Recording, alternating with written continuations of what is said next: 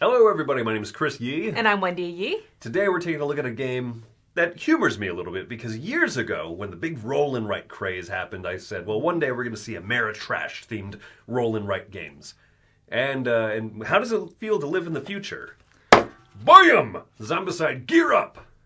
Gear up. Yeah. How does it feel to live in the future? You know, the future is a grand place where zombies are not real still and we're not dying from diseases that make our skin fall off and make us want to bite people. The future's good. Yeah, we're at that good point of the future before the actual chaos and stuff. Yeah, before the real future hits. But in the meantime, everything is getting a roll and write game. So you might say that this is the start of the downfall of society. Let me show you how this one plays, or Wendy will show you how it plays, actually, and then we'll give you our thoughts.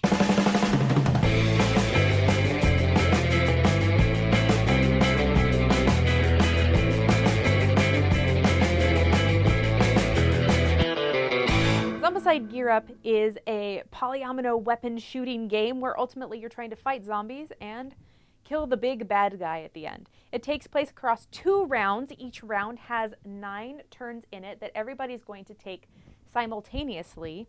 After the first round, which is all just fighting zombies, you get to the second round where the big boss will come out and he'll hop between players, attacking everybody as you try to eventually defeat him. The first step on a turn is just to reveal the first turn card.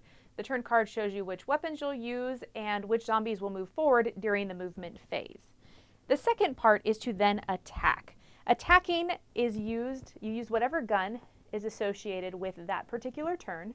So for example, I have a 4-length gun. I can cross off 4 spaces. If I cross up any bonuses, I get those bonuses immediately. And then if you filled in a zombie completely, you will discard it. The third part of a turn is if you've discarded a zombie because he was dead, you then get to choose an upgrade. The upgrades you just fill in underneath one of the guns. You always have to fill in the leftmost first, and they just give you extra benefits that your gun will have in the future. The fourth step on the turn is for zombies to walk. You match the turn card up here, whatever that symbol is. Any zombie that has that symbol on it, which both of mine do, will then move forward. So for example, the zombie dog will move forward.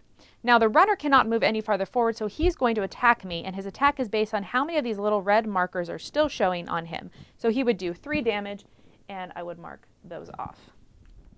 The fifth and final step of the turn is to spawn. So you're going to flip over the red card underneath whatever turn you're on, and that's going to tell you, according to this nice little player aid that you have over here, which type of zombie you're going to pull out.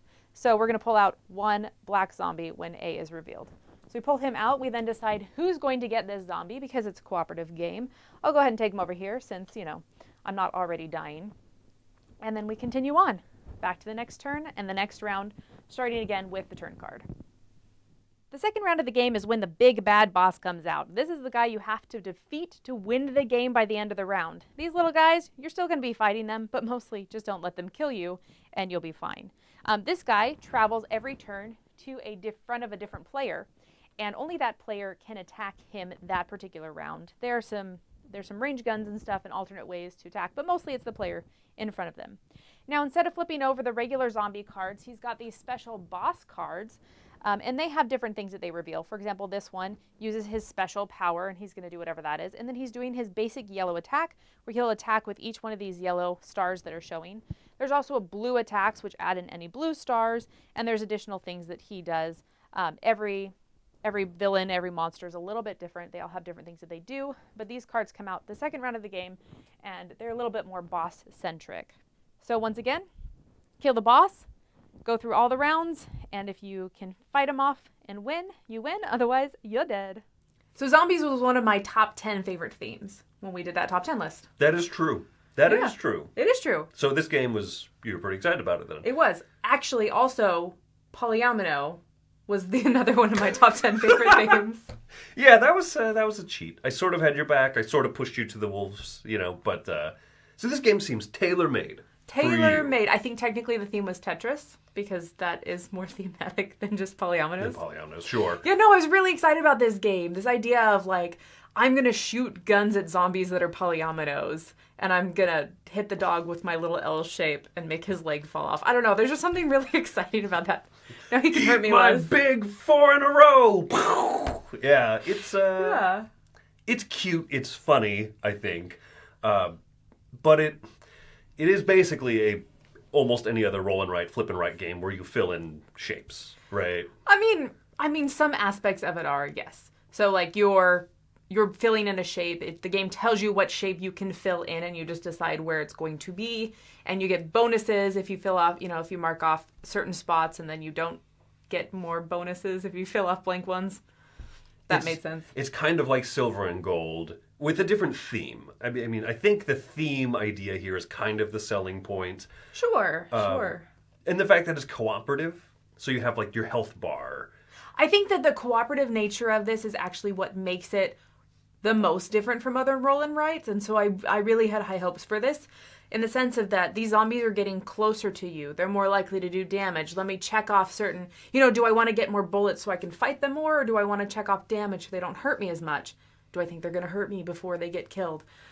There's interesting questions and pressure because of that I don't think you get in the average, like, explorers. Or Silver and Gold. Let's, like, just check off boxes. Oh, yeah. Ooh, 3 in grassland. Woo-hoo. Very thematic. Yeah, I'm closer to a fish now. Yeah. That's fair, right? I think one of my disappointments with it is that it didn't feel terribly cooperative. I don't know if you felt that way, but like sometimes one of my weapons would allow me to fire at a neighbor's zombie instead of my own. And it didn't always come in handy. Like, oh yeah, it's my big blast, but my 2x2 box, but none of yours actually. None of the space for that, yeah. And if you do get it to work out, then if you cross off like a bullet on my sheet, then we both get a bullet bonus. So we can do an extra attack later, which is cool. But it is very circumstantial. And honestly, so the game is called Zombicide Gear Up, and I was excited because I thought, oh, this is going to be an engine building game. I thought that this was going to be like, we're going to be getting new armor, new weapons, new just stuff so that we can get stronger, more powerful, so we can eventually take on this really cool boss in the second round. But then, like, the upgrades that you get once you kill a zombie, you're like, now my gun has ranged. But I don't get to choose that it has ranged. Like, I have the choice of, do I want my yellow gun to be ranged, or do I want my blue gun to give me an extra bullet when I cross out bullets? Like, there's no real choice there other than which gun do I want to upgrade out of my 4. And you have to upgrade them in order, so you can't prioritize the second thing. That's fair. I feel like there's almost not enough choices in how you want to upgrade. And so then, with your point about cooperativeness, the only real cooperativeness is, one, if you have a ranged gun, which you might not even start with one. You might not even have one on your board. And then 2, it's who gets the zombies. But oftentimes you're like, well, whoever has the least amount of zombies in front of them gets the next zombie. Like... Right. The choices and the cooperation aren't there as I had hoped. Sure, but if you're looking for something that's just kind of a funny theme for a flip and write game, and you like the idea of this, you could do worse. I don't think that this is. I think those are the things that make it feel lacking for me, though. Unfortunately, for me, I feel like it's the ramp up. So you have the whole first round where you're just fighting the zombies in front of you. They're coming out every turn. They're moving forward. They're attacking you potentially if you're not, if you're not taking care of them. They're moving to your street. And so there's that pressure, but it's very controllable, at least on the easier levels. It's very controllable. And then you get to the second round, and all of a sudden the boss comes out. And the boss doesn't just do like a few damage here or there. The boss comes and he attacks everybody, and everybody gets hurt, and suddenly you're like, oh, I went from 15 hit points to half my hit points in one turn. Like, we can't, I don't know, we can't get far enough, we can't attack the boss enough to prevent all of that, all those hit points, because you can only cross off so many on him. Yeah, that's and fair. Only the person that he's in front of can hit him, unless you have a range and it happens to hit that turn. Like, once again, there's not a lot of choices. Like, if I have a ranged gun and I can shoot him on Chris's turn, I will. But I don't have that choice. That all depends on whether or not the card flips. In fact, we played a game where I always had my ranged gun fire when the monster was in front of me. And I was like, really? Really? Like, every single time? Like, it's just one of those that, like, the decision space isn't there, and the ramp up of, like, everything's manageable, oh, we're dead. Like... I didn't feel like, oh, we got this. We're gonna make it. Like, we're slowly losing life. I lost my arm, but I'm gonna survive. Like, I It's don't just know. kind It of just you're either winning or you're dead. I agree with you. That pacing is a little bit odd when the boss comes out. It's okay. It's okay, and I think that if you want something that's just a different theme for one of these types of games, yeah. that's probably why you're going for it, rather than this is so mechanically sound and has such a gratifying, crawl to the end. The end is a little bit weird. I agree there. Yeah. I do appreciate that there are different bosses that you can choose, and they all have their own little quirks and things. Like, we did the cheerleader zombies or something like that. Yeah, the human pyramid. The human the pyramid. zombie So pyramid. you had to shoot adjacent to all your previous shots. Yeah, and There's each one things behaves like that. differently. Yeah, there's some where you have like the red sock zombies or something like that. They do interesting things, and I appreciate that.